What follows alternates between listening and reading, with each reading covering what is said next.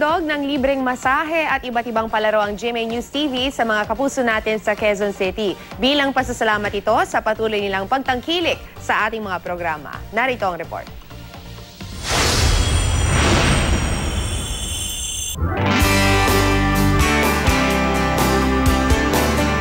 Dinagsa ang summer free time ng GMA News TV sa SSS Building, Quezon City.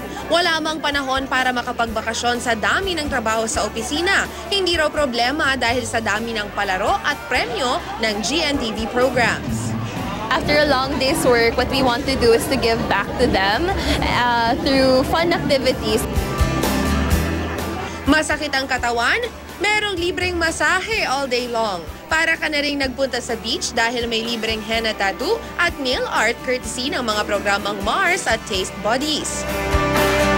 Bata o matanda, lahat enjoy na enjoy sa mga photo booth at palarong handog ng mga programang Biyahe ni Drew, Pop Talk, I Wonder at Good News.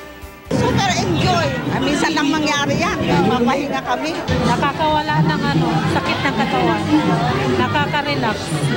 Kaya nga tayo nandito dahil nagbibigay tayo ng sariling oras natin para sa mga empleyado na may free time. At ito lang yung, I guess, simple way of saying thank you to them, for just constantly watching our shows,